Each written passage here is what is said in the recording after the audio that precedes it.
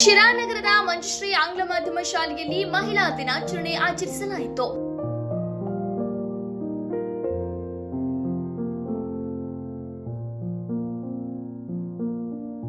ಶಾಲೆಯ ಸಂಸ್ಥಾಪಕ ನಿರ್ದೇಶಕಿ ರತ್ನಮ್ಮ ಮಹಾಲಿಂಗಪ್ಪ ಮಾತನಾಡಿ, ತಾಯಂದಿರು ಮಕ್ಕಳಿಗೆ ಪೌಷ್ಟಿಕಯುಕ್ತ ಆಹಾರವನ್ನ ಹಾಗೂ ವಿದ್ಯೆ ಜೊತೆಗೆ ಸಂಸ್ಕಾರ ನೀಡುವುದರ ಮೂಲಕ ಸಮಾಜದ ಉತ್ತಮ ಪ್ರಜೆಗಳನ್ನಾಗಿ ರೂಪಿಸಬೇಕು.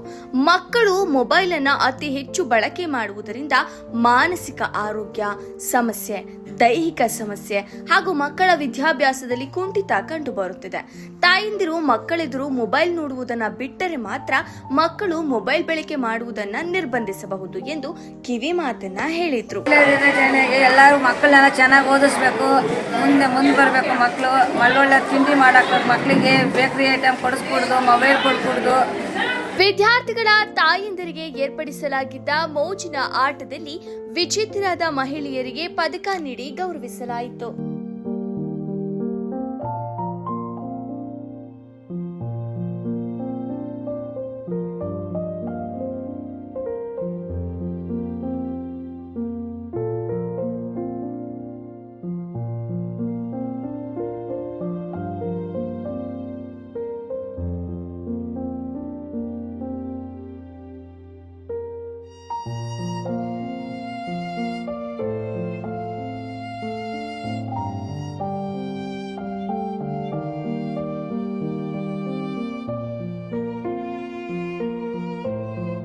ಆ ಕಾರ್ಯಕ್ರಮದಲ್ಲಿ ಮಹಿಳೆಯರು ತಮ್ಮ ಅನಿಸಿಕೆಗಳನ್ನ ಹಂಚಿಕೊಂಡರು. ಹುಟ್ಟಿದಾಗೆ ಅವ್ರ ಅಮ್ಮನೇ ಒಂದು ತಾಯಿ.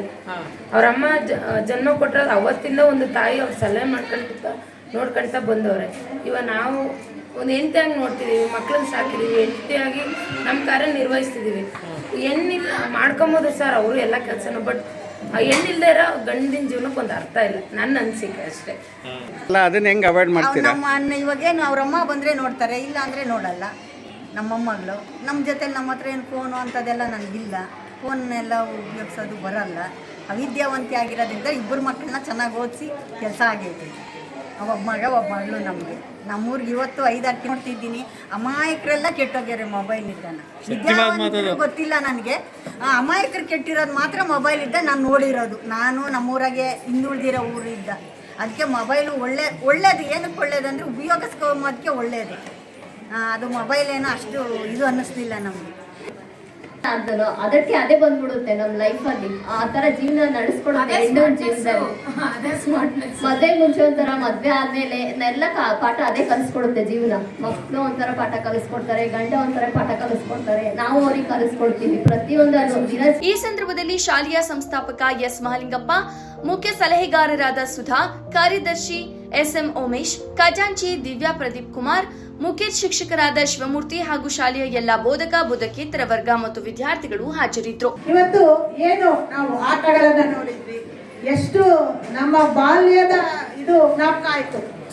ಆಟ ಆಡ್ತಿದ್ವಲ್ಲ ನಾವು ಅವಾಗಿನ್ನ ಹುಮ್ಮಸ್ಸಾಗಿ, ಎಷ್ಟು ಹುಮ್ಮಸ್ಸಾಗಿ ನಾವು ಆಟ ಆಡ್ತಿದ್ವೋ ಇವತ್ತು ಕೂಡ ನೀವು ಅಷ್ಟೇ ಉತ್ಸಾಹದಿಂದ ನಾವು ಮಕ್ಕಳೇನ ಅನ್ನೋ ರೀತಿ ಒಬ್ರಿಗೊಬ್ರು ನೂಕಾಡಿ ನಾನ್ ಗೆಲ್ಬೇಕು ಅನ್ನೋ ಒಂದು ಉದ್ದೇಶದಲ್ಲಿ ಎಲ್ಲರೂ ಕೂಡ ನಾವು ದೊಡ್ಡವರು ಅನ್ನೋದನ್ನ ಮರೆತು ತುಂಬಾ ಚೆನ್ನಾಗಿ ಪಾರ್ಟಿಸಿಪೇಟ್ ಮಾಡಿದ್ದೀರಾ. ಹಾಗಾಗಿ ಎಲ್ಲರಿಗೂ ಈ ಒಂದು ವಿಚಾರದಲ್ಲಿ ತುಂಬಾ ಧನ್ಯವಾದಗಳನ್ನ ಅರ್ಪಿಸ್ತೀನಿ. ಹಾಗೂ ಇನ್ನೊಂದು ವಿಚಾರ ಏನಪ್ಪಾ ಅಂತಂದ್ರೆ, ಈಗ ಕೆಲವು ಪ್ರಶ್ನೆಗಳನ್ನ ಕೇಳಿದ್ವಿ, ನಿಮ್ಗೆ ಸುಮಾರು ಪ್ರಶ್ನೆಗಳನ್ನ ಕೇಳಿದ್ವಿ, ಅದಕ್ಕೆಲ್ಲ ಉತ್ತರ ಹೇಳಿದ್ವಿ. ಅಂದ್ರೆ ಆ ಎಲ್ಲಾ ಪ್ರಶ್ನೆಗಳಿಗೆ ಉತ್ತರ ಸ್ತ್ರೀ ಅಲ್ವಾ? ಇದಕ್ಕೆ ಬರೀ ಸ್ತ್ರೀ ಅನ್ನಂದ್ರೆ ಸ್ತ್ರೀ ಅಂದರೆ ಅಷ್ಟೇ ಸಾಲದು. ಅದಕ್ಕೋಸ್ಕರನೇ ಇವತ್ತು ನಾಳೆ ದಿವಸ ಈ ಮಹಿಳಾ ದಿನಾಚರಣೆ ಅಂಗವಾಗಿ ಮಹಿಳೆಯರ ಗೌರವಿಸೋದಕ್ಕೋಸ್ಕರ ಅಂತಾರಾಷ್ಟ್ರೀಯ ಮಟ್ಟದಲ್ಲಿ ಕೂಡ ಈ ಒಂದು ಕಾರ್ಯಕ್ರಮನ ಹಮ್ಮಿಕೊಳ್ತಾರೆ. ಹೆಚ್ಚು ಸಾಧನೆಗಳನ್ನ ಸಾಧಿಸಿದಂತ ಹೆಣ್ಣು ಮಕ್ಕಳಿಗೆ ಗೌರವನ ಸಲ್ಲಿಸ್ತಾರೆ. ಎಲ್ಲರಿಗೂ ಗೊತ್ತಿರೋ ಹಾಗೆ ಮೊಟ್ಟ ಮೊದಲನೇ ಬಾರಿಗೆ ಪ್ರಧಾನಿ ಆಗಿದ್ದು ಯಾರು ನಮ್ಮಲ್ಲಿ? ಯಾರು? ಇಂದಿರಾ ಗಾಂಧಿನ ತಾನೇ ಮೊಟ್ಟ ಮೊದಲ ಮಹಿಳಾ ಪ್ರಧಾನಿ. ಅದಾದ್ಮೇಲೆ ಯಾರು ನಮ್ಮ ದೇಶದಲ್ಲಿ ಮಹಿಳಾ ಪ್ರಧಾನಿಗಳು ಆಗೇ ಇಲ್ಲ. ಹಾಗಾಗಿ ಈ ಒಂದು ಮಹಿಳಾ ದಿನಾಚರಣೆ ಅನ್ನೋದಕ್ಕಿಂತ ಅಂತವ್ರ ದಿನಾಚರಣೆ ಮಾಡಬೇಕು. ಯಾಕಂದ್ರೆ ಕಿತ್ತೂರು ರಾಣಿ ಚೆನ್ನಮ್ಮ ಆಗಿರ್ಬೋದು, ಇದು ಚಿತ್ರದುರ್ಗದ ಒನಕೆ ಓಬವ್ವ, ಇವರು ಝಾನ್ಸಿ ರಾಣಿ ಲಕ್ಷ ಕಟ್ಕೊಂಡು ಯುದ್ಧ ಮಾಡ್ತಾಳೆ, ಇಡೀ ಒಂದು ನಾಡನ್ನೇ ರಕ್ಷಣೆ ಮಾಡೋದಕ್ಕೋಸ್ಕರ.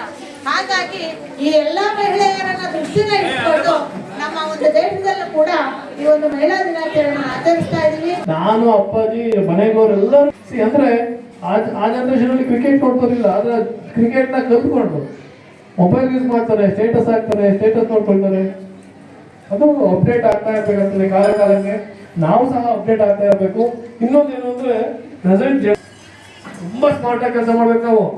ಯಾಕೆಂದ್ರೆ ಬೇಗನೆ ತುಂಬಾ ಒಳ್ಳೆ ಮಾತಾಡಿದ್ರು ಈಗ ತಾನೇ ಒಬ್ರು, ಜಾಸ್ತಿ ಅಮಾಯಕರೆಲ್ಲ ಕೆಟ್ಟೋಗ್ತಾರೆ ಅಂತ ಹೇಳಿ. ಹಾಗಾಗಿ ನಾವು ತುಂಬಾ ಚೆನ್ನಾಗಿ ಸಮಾಜವನ್ನು ನಾವು ಇಲ್ಲಿ ನೋಡ್ತಾ ಇರಬೇಕು, ಬೆಳೆಸ್ತಾ ಇರಬೇಕು. ಹಾಗಾಗಿ ಮಕ್ಕಳ ಕಡೆ ಸ್ವಲ್ಪ ಹೆಚ್ಚು ಗಮನ ಕೊಡಬೇಕು. ಮನೆಯೇ ಮೊದಲ ಪಾಠಶಾಲೆ, ತಾಯಿಯೇ ಮೊದಲ